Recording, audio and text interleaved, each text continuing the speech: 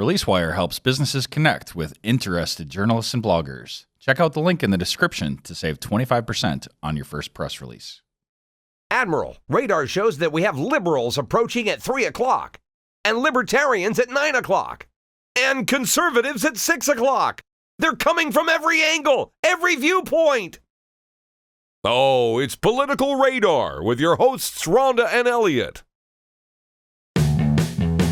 Hey, all you political junkies, welcome to Political Radar, the best 30 minutes of unscripted, uncensored political talk you will hear all day long. Uncensored and unscripted with Randy Scannell, episode 34, and we are talking about Moneygate. What the is going on? I have not heard it referred to as Moneygate. I'm going to call it Moneygate. It's a gate. I'm sorry. It's wordy. Can we just call it City Hall Civil War? We have to explain what's going on. Have you been down there? How are things? I have not been down there. I have not. Are you going to avoid it? Really, I only got a call from Tom DeWayne, and it was a very brief one before it hit the fan. How did he know about it before it hit the fan? Well, the mayor and his wife stopped at his house the night before. So Tom called all the council members to let him give him a heads up. So that's how. About what? What's okay? So just in case anybody doesn't know, he was very general. He wasn't very specific. Recap. He just said that the mayor's going to be making a statement tomorrow, and it's going to be about his finances, and there's going to be some charges brought. He was very general. It was a very short conversation. So our Green Bay Mayor Jim Schmitt, has 3 misdemeanors. That have been brought against him. He's been criminally charged. It was really hard to hear that on the news. I haven't watched the local news forever, but I watched because I just wanted to see what they're saying aside from social media. Right. That was really hard to hear. Well, it's disappointing to hear. I mean, felonies pled down to misdemeanors, plus other charges will be read in. This is not something I don't think any of us, I should hope, none of us are really looking forward to this. I mean, none of us, I don't believe, are looking forward to the Weary ethics complaint. I mean, it's not easy judging and going through this. It's not good for the city, and you'd rather these things didn't happen, but they happen, and you have a duty to do. So you're on here. I thought of you right away because of the fact that you are the architect of the code of conduct, correct? Yes. Okay, so, I mean, there's a lot happening. So we have, supposedly there's no jail time. That's what they've been reporting. There's nothing that's going to happen with regards to that. It's up to a judge. It's still got to go before a judge. The judge could say, I'm not accepting this plea deal. But they're not asking for jail time. They're not asking for jail time, and they're not asking for probation, right? And who's they?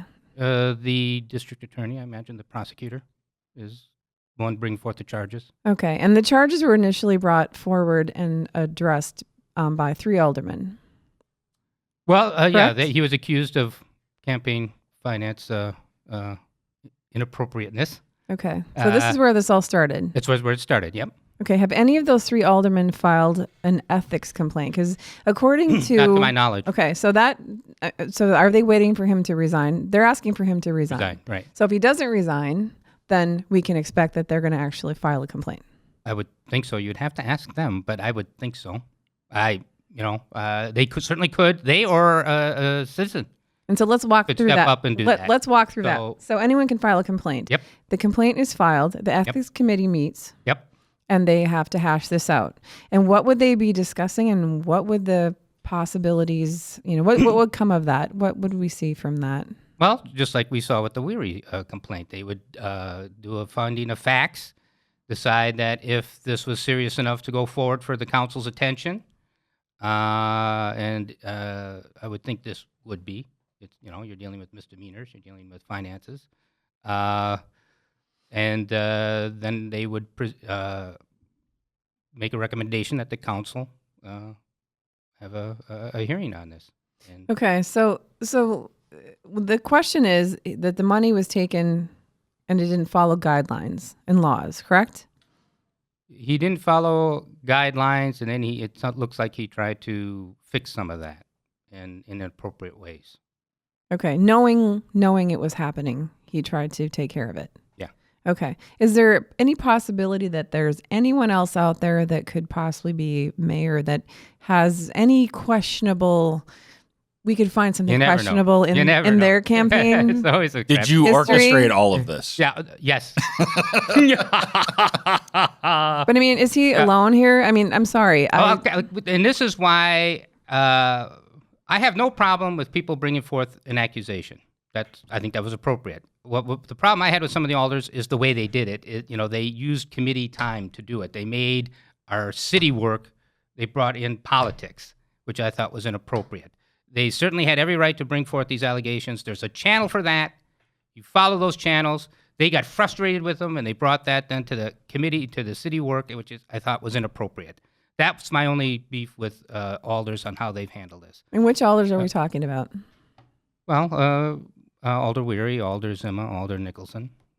They're the ones who would make these communications that then we'd have to deal with in committee and at council. And it really didn't have anything to do with city business. It really had to do with politics. And we're politicians, and that's fine. But politics are for after hours. So we should really expect this complaint to come forward. So it's possible that you could literally we could be in City Hall, and we could be talking about whether or not the mayor needs to be removed from his chair, correct? Possible. Yep. That's pretty possible. Don't you think that's going to be a conversation we're going to see soon? Well, because that's what they're pushing for. Certainly. They're pushing for. Yeah. So if he doesn't resign on his own, what do you think about that? Do you think he's going to resign? I haven't spoken with him. Knowing the mayor, I guess I'd be a little surprised if he did resign. But that's his choice. I would never tell anybody to resign or not to resign. I might ask, "Are you going to resign?" I'd want to know, but I would never urge anyone to go one way or the other. That's their decision, and I respect their decision either way, even if I disagree with it. And what does it mean if he resigns? What are we looking at? Well, in the interim, the president takes over, which would be Tom DeWayne. So Tom DeWayne would be mayor. So if Mayor Jim Schmitt resigns, Tom DeWayne will be mayor of Green Bay, Wisconsin. And Alder Stoyer would be the president of the council. And then we arrange for a special election. How long would he be mayor until that special election? Special election happens, and you have a new mayor. Okay, but what's the time frame of that? Oh, I don't know how long it would take to get together. Probably like 60 days, right? Yeah, at least I would think. Okay. All right. So can we talk about that? Because well, that's unknown territory. It's unknown territory, but it's reality at the same time. So who would run for that? Who would run for that? Mm-hmm. Well, there's been a number of people who are talking about running maybe the next time around, whether they'd be ready to do it that early or not. I don't know. I don't know. I haven't talked to anybody since this has happened. We're discussing the possibility of the mayor being removed and they're running. I think that there's so many steps to happen in between there and so much time to happen in between there. And though it is a possibility, I think the possibility of the mayor being removed is pretty slim myself. You don't think the votes are there? Well, I don't think the votes are there. You need 3/4, and I don't. Is that what it is? Did you look into that? Is it 3/4? Okay. Yep. And I assumed it would be 2/3, and then I was like, I'm pretty sure it's 3/4. Okay. I didn't double check that, but I seem to remember we put a stringent number for. Well, you don't want to do this rashly. So, right. I mean, that's right. That's why. Yeah. Yeah. So it all depends, though. A lot will depend on what happens in court. I think if it stays as is, I think there's always a possibility, but a slim chance that he'd be. And when can we expect that to be happening? Date hasn't been set for a court, so this is going to play out for a while. This is not. So when's your next council meeting? That'll be a good time. Yeah. Well, we have committee meetings this next week, and then council will be the week after. So in 2 weeks. Yeah, well, less than that.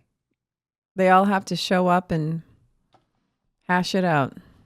Well, I don't think I would think it'd be inappropriate for anybody to bring this up at the following council. I mean, there's really what are we going to talk about? There's no are you looking at the same council that I am? Well, I'm saying they may try to, but I believe it's inappropriate. I don't see how we can possibly. What will we discuss? There's nothing to discuss until the court date, and the court has decided, and then we know exactly what. Yeah. And even then, I mean, I think we have a pretty good feel for the best case scenario, worst case scenario in terms of the charges, right? Mm-hmm. So I guess I jump to the question. To me, it's sort of like the Obamacare question on a national level. Like, okay, you don't like Obamacare. What are you going to do instead? You don't like the mayor. What are you going to do instead?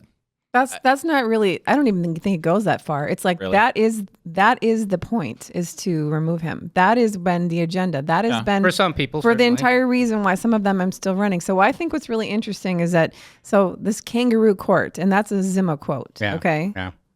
That the code of conduct brought on. The irony here, yeah. Isn't it great? Yeah. Because then now this is exactly the vehicle that he will use to remove his enemy.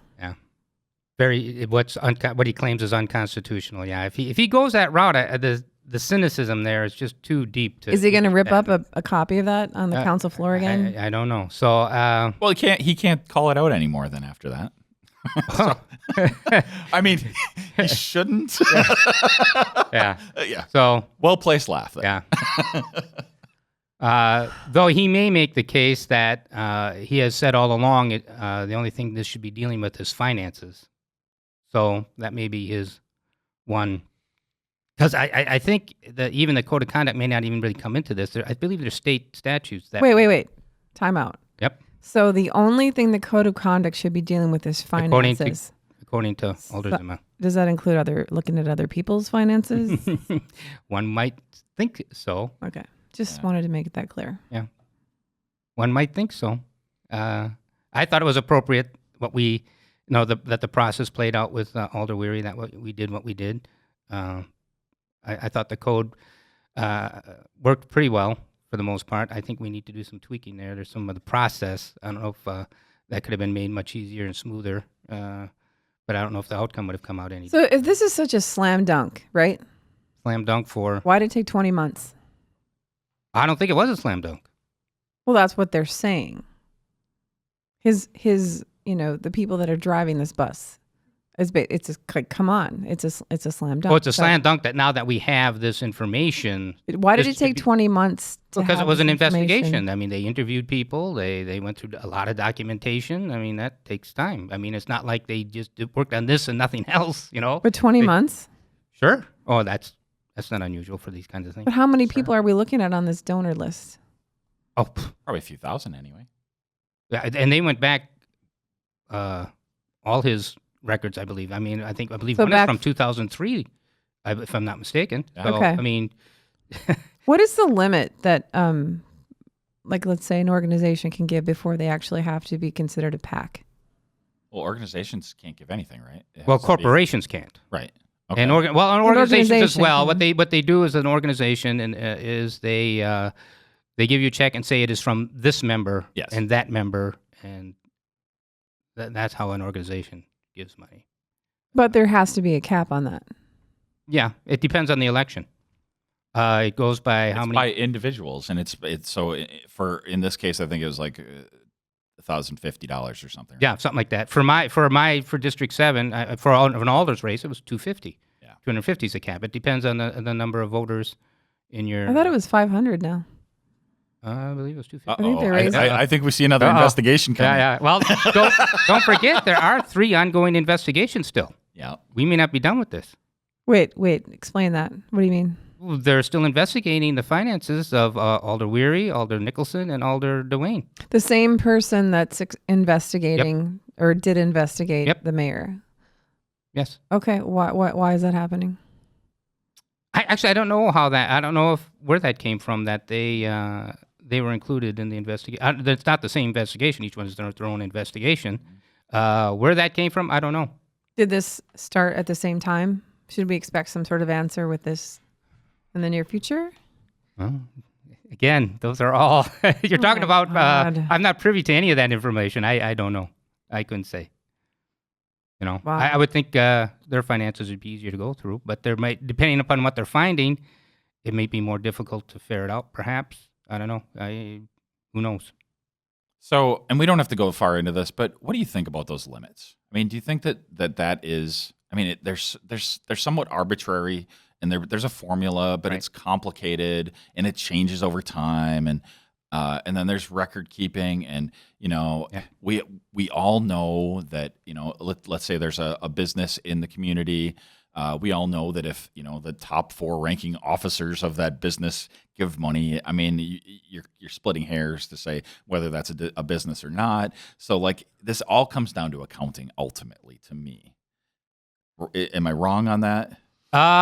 In some cases, correct, and those kind of accounting errors are quite common. Yeah, which is why most political campaigns, especially when you start dealing with some heavy money, right, have accounting errors. But this isn't just an accounting error. This isn't just. This is someone supposedly who saw something and changed it. Right. So is it premeditated? I mean, fraud. What would you call that? Fraud. Okay, fraud. I hate that word. It's horrible. This whole thing makes me sick. Well, because it's often said like the cover up is worse than the crime on a lot of things, right? Yeah.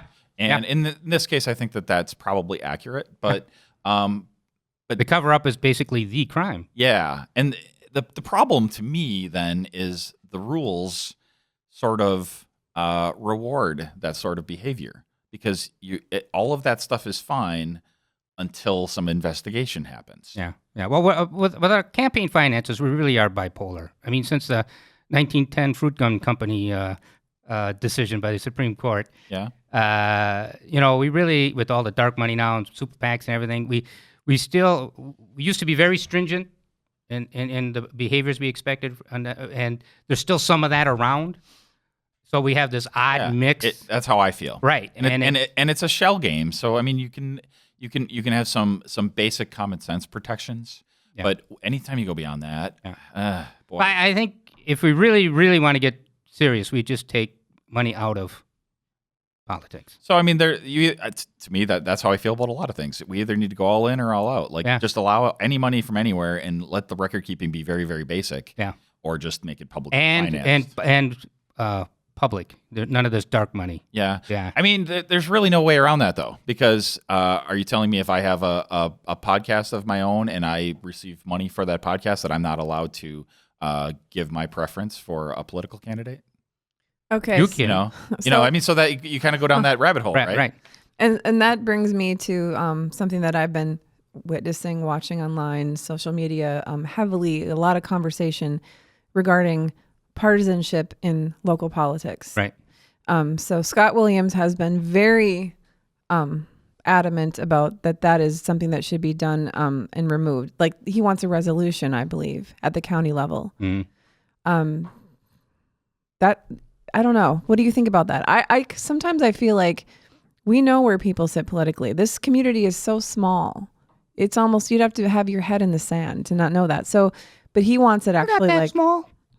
We're small enough where we know we're pretty small. We're pretty small.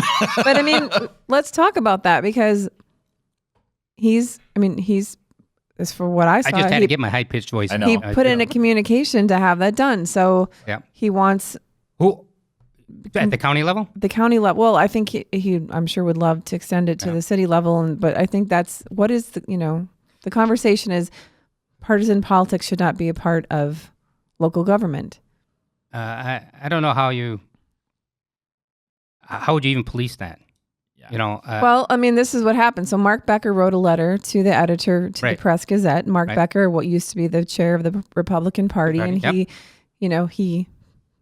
made a statement as about a chair from the Republican Party. How could he not be partisan? Well, but he did note that he was a former. He doesn't have the right to run for office. And he was a former chair, but he put his views out there about what was happening. Yeah. And then from that letter is what I believe got the engine going with Scott Williams, and he said that we don't want this. This doesn't have a place in our local politics. I don't know. He isn't the current Republican chair. No. He was the former. So, but is he getting picky? Is he what's going on? Well, I can't speak for Mr. Williams, but I think it's impossible not to have some partisanship in politics. Mm-hmm. I mean, everybody. I mean, I still have my civil rights. I can still put yard signs in my yard. I can still vote. I mean, how can if I vote, am I not being partisan? Yes. I mean, I guess so. That's what it means. Does it come down to I can't put I sign can't in my yard? I'd lose my freedom of assembly. I can't. I mean, I'm a card carrying Democrat. What? But on the other hand, I think Scott is if he's saying he personally doesn't want to vote for overly partisan people and he recommends other people don't support that, that's fine. But if as soon as you go into we need to have a rule about that or regulation, I don't know. I don't see how it's practical. I don't see how. No. And then we end up favoring people that are just out of the system completely. They don't know what's going on. So that becomes like that Trump. So really, maybe it's a money thing. That's what it's about. It's a money thing, which he doesn't want people accepting money from parties. No. I don't know. I don't know how we fix any of that. And I don't even know if you need to. Yeah. I mean, why? What's wrong with that? For me, the most important part is that there isn't any dark money. Everything's up and above board. You know where people stand. You know what I don't have. But see, whenever you put a rule in place, things shift, right? They become dark. Like a business who wants to support a candidate should be able to do that. They'll find ways and should to be able do to it. and should be able to disclose it. But so instead, they have to have a super PAC, or they have to buy their own or TV say this is commercials. from this person in the organization. Yeah. I just the money will find a way. Yeah. And it always does. And so this just sounds like you didn't play the game properly, and then you realized you didn't play the game properly and tried to fix it after the fact, and you got caught. I didn't follow it real close, but I got the feeling it was more than just money. I thought it was like expressing opinions. I mean, like you said, it started with the letter, and that he was taking Mr. Becker to task about expressing an opinion, a partisan opinion, and I'm totally. But where does that end with freedom of speech then? Right, exactly. That's what I'm saying. You're saying that because I'm an alder, I lose my freedom of speech, my freedom of assembly? No, those are constitutional rights. So really, this doesn't have any teeth, and it's probably going nowhere. But it's a conversation I've been kind of watching, and no one's really engaging. I was trying to loop that back to the mayor thing, and I just feel like this became a part of him not properly playing the game, and that's unfortunate. When we have these rules that they're somewhat arbitrary, and if everybody took it at face value, what actually happened, I don't think anybody would. I mean, of course, there would be his most vocal critics would have a problem with it, but I think the population in general would not have any kind of. But he's not denying it; he's admitting it. Right. Yeah. Where that isn't necessarily the case across the board. Yeah, that'll be an interesting year. Yeah. For every ethical issue that has been raised. Right? So, okay, and then the other thing is, I think the three of us at least all agree that this is going to be a distraction. Oh, yeah. So what are your thoughts on that? Well, it's going to be a distraction, and I think we need to handle it as best we can. I'm hoping that alders will show some restraint and not add to the distraction, that they'll let the process play out, that they'll follow the processes. Like I say, I'm really hoping we don't bring the politics into city business. So what are the priorities in terms of city business that you want to see get accomplished in spite of this, so we keep our eye on the ball? Well, I want to keep us moving forward with, there's a lot going on, we're working on. Give me like two or three of those. What do you think? Well, the wheel tax, and whether federal money is going to be coming down for infrastructure. We've got still the Packer tax to divvy up and take care of. There's ongoing development. And I don't know what kind of a black eye that happens with, pool bids are coming back. There's the pool. There's a lot to be dealing with here. So I hope we stay focused on what we need to deal with, and politics is for after hours. So you're going to quarterback all that stuff? Right. Here's my thought on that. So you're a lot more hopeful and believing that that's going to be the case. It's not going to be the case. And so we need alders who are going to sit there. We need them to, take care of that. And because it's going to be a shit show. Let's be real. It's going to be a complete shit show for a while. So who is now going to... Now the sixth graders can't listen to this. Way to go. There's no other way to describe that. I'm sorry. Yeah. It will be. So who's going to take care of that? Which alders are going to lead and be like, listen, this is your job. That's the sideshow. Right. Well, you call a point of order, and you call, and hopefully, I know our council president will hopefully work with try to, keep us on the task. And, the ones who are really in charge are the chairs of committees. And that's not making me feel better at all. Yeah, well, that's, that's the way it is. And certainly other councils on the committees and then council can raise points of order and so on and try to help the chair out, because sometimes it helps the chair, believe me, if another committee member calls a point of order and helps keep us focused. But that's basically that's how the system works. And so hopefully it's been bumpy in the past. That's one of the reasons I brought forward the Code of Ethics. I was really hoping that we would take the politics out and we'd be more businesslike and we would not need the Code of Ethics. Yeah, I give it a week. And you're gonna have a complaint. I give it a week. Oh, that could be. And once we get past this period, Mhm. I think you might be right. I think it could take some of this charged atmosphere out, because I think there's going to be battle wounds on all sides now. Yeah. Well, I mean, that's going to be that's how I'm going to conduct myself. I'm going to try and be as businesslike as possible, as professional as possible. I'll save the politics for afterwards, and I don't plan on getting very involved politically in all this, one way or the other. I've got my alder duties to do. I'll meet them responsibly as they come up, and we'll take it as it goes. We'll really appreciate your the process needs to play out. Your views and your ideas and your that you came on and wanted to discuss this. This is I think it's one of the most important times in our city's history. Will be what's happening right now. Well, certainly we've never, as far as I know, we've never had anything like this happen with our city. Right. This is pretty. And I'm surprised the national news hasn't already picked up on it. People love Green Bay, but I haven't. I'm sure it's not the end. Yeah. No. The distractions will go on, but I'm really hoping we can focus on city business and keep the city going in the right direction. So that's going to be my agenda. Thanks, Randy. So, okay. Thanks for being here, Randy. Hey, anytime. Appreciate it. Alderman Randy Scannell. And that wraps up Political Radar, episode number 34. Please go to politicalradar.com for any notes on this show and others. And join in the conversation on the Political Radar community. I'm sure there's going to be a lot of conversation about this. I kind of can't wait. So see you there. Timing. Sorry. And we're taking an emergency phone call. So you can, Mom. You can also, if you're interested in being on this show, or you want to contact us for any reason, you can contact me or Rhonda on Facebook or on Twitter. As always, I'm on Twitter at ELLIOT, and Rhonda is also on Twitter. So you're a pair of twits? Oh, I am definitely a twit. Okay, and you have anything?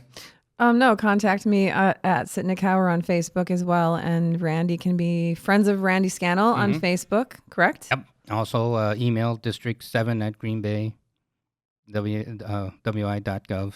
Okay. And the 7 is the number. And you were my new alderman now. This is so exciting. Yes. Oh, yeah. I'm happy to be in District 7. Interesting. Okay, we're out. Bye. Bye.